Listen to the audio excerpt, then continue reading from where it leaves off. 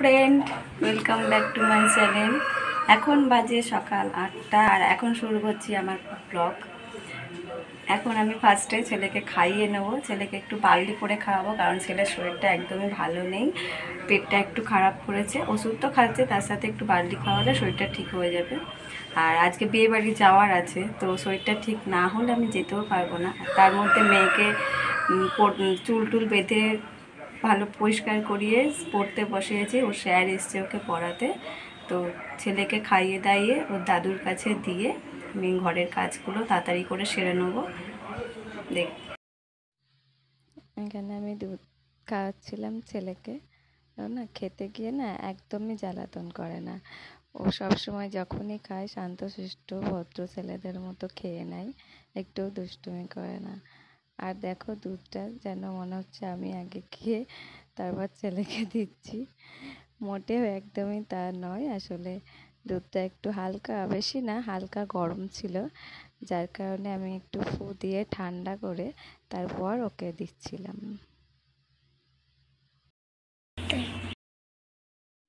ছেলেকে খাওয়ানো হয়ে গেলে তারপরে আমি আগে ঘরটা ঝাড় দিয়ে নিলাম। তারপরে এলাম, আমি আগে ভাবলাম বাসন কটা মেজে নিই, কারণ বাসনগুলো মাজতে একটু দেরি হলে না ওই এখানটা একটু ভীষণ রোদ পড়ে যায়, তো রোদের মধ্যে বাসন মাজতে একটু সমস্যাই হয়। যার কারণে আগে ঘর দোর মোছা ফেলে আমি বাসনগুলো মেজে নিলাম। আর সকালের দিকে বাসনটা একটু বেশিই পড়ে, কারণ রাতে খাওয়া দাওয়া হয়, আবার সকালে চায়ের বাসন থাকে, আবার ছেলেকে খাওয়ানো হয়, সেই বাসন থাকে। এগুলো সব মিলিয়ে অনেক কটাই বাসন হয়। তারপর ভাত বসাতে চলে এলাম, কারণ মেয়ে স্কুলে যাবে 10:30টায় আর এখন বাজে 9:30। তাই ভাবলাম ভাতটা আগে বসিয়ে দিই, কারণ মেয়ে খেয়ে স্কুলে যাবে। আর সকালের ভাতটা তো আমি প্রেশারেই করি, একটু ভাত দিয়ে আলু সেদ্ধ দিয়ে বসিয়ে দিলাম। তারপর আমি ঘর মুছতে চলে এলাম। একটু তাড়াহুড়ো করেই ঘরটা মুছছি, কারণ মেয়ে স্কুলে যাবে, ভাতটা ওকে দিতে হবে, আবার স্নান করাতে হবে, ওকে রেডি করিয়ে দিতে হবে। ও একা রেডি হতে পারে না, আমাকেই রেডি করে দিতে হয়। আর এটা হচ্ছে আমাদের ঘরটা। বন্ধুরা, কাজকর্ম কিছুটা সারা হলো, পুরোপুরি এখনও সারা হয়নি। এখন সকাল বাজে 10:30। তো প্রচণ্ড বৃষ্টি চলে এসছে। মেয়েটাকে ভেবেছিলাম স্কুলে পাঠাবো, ওদের স্কুল 2টোর মধ্যে ছুটি হয়ে যায়, তো স্কুল থেকে বাড়ি এসে তবেই বিয়ে বাড়ি নিয়ে যাব। তো সেটা আর হলো না। কালকেও বৃষ্টির জন্য স্কুলে পাঠাতে পারিনি। এই টাইমটাই রোজই বৃষ্টি আসছে, তো যাওয়া আর হলো না। ছেলে ঘুমিয়ে পড়েছে এখন। আর সকালের রান্নাটাও হয়ে গিয়েছে। সকালে বেশি কিছু করিনি, কালকে রাতের তরকারি আছে আর একটু আলু ভাতে দিয়েছি, ওই দিয়ে সকালে হয়ে যাবে। আর দুপুরে তো রান্না হবে না আজকে আমাদের, দুপুরে ওখানে নেমন্তন্ন আছে, ওখানে গিয়ে খাওয়া দাওয়া হবে। তো আর কিছুটা বেশি কাজ বাকি রয়েছে, ওটা কাচার বাকি রয়েছে, আর স্নানটা সারবো, পুজোটা সারবো, তবেই কাজকর্ম হয়ে যাবে। তো চলো করে নিই সেগুলো। তো আমরা ভাত খেতে বসে পড়েছি। বাবা মা আমি এখানে বসে খাচ্ছিলাম, মেয়ের খাওয়া আগেই হয়ে গেছে।